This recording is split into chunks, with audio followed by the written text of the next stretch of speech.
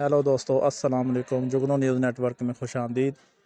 दोस्तों, मुस्लिम लीग नून और MQM पाकिस्तान ने आम इंतखाबात में मिलकर हिस्सा लेने का ऐलान कर दिया। लाहौर में मुस्लिम लीग नून के मरकज़ी सेक्रेटेरिएट में कायद नवाज शरीफ से मुलाकात के बाद MQM पाकिस्तान और नून लीग के रहनुमाओं ने मीडिया से गुफ्तगू की। ख्वाजा साद रफ़ीक ने मीडिया से गुफ्तगू करते हुए कहा कि आम इंतखाबात का ऐलान हो चुका है। दोनों जमातें इंतखाबात में मिलकर हिस्सा लेंगी। MQM पाकिस्तान के रहनुमाओं से मुलाकात के दौरान सियासी, मुआशी, आइनी और कानूनी मामलात पर भी मुशावरत हुई। ख्वाजा साद रफ़ीक ने कहा कि बशीर मेमन को नून लीग सिंध का नया सदर मुकर्रर किया है।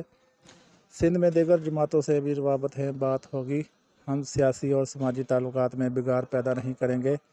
नून लीग और पीपल पार्टी की एक लंबी तारीख है।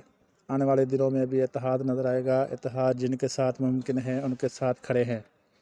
इस मौके पर MQM पाकिस्तान के रहनुमा फ़ारूक सत्तार ने कहा कि मुल्क को सियासी, माशी बहरान और चैलेंजेस का सामना है।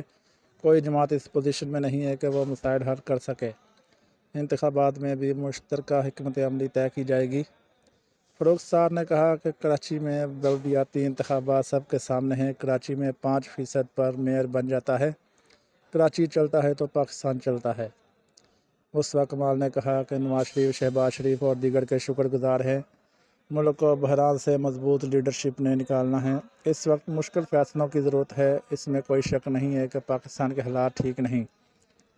मुस्तफा कमाल ने कहा कि नवाज शरीफ को खित्ते का सीनियर सियासतदान कहा जाता है। जो तजर्बा नवाज शरीफ का है, किसी और का नहीं।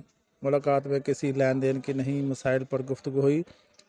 मुल्क को चलाने और बनाने के लिए मिलकर इकदामात करेंगे। उन्होंने कहा कि मुआशी सूरत से IMF नहीं कराची निकाल सकता है।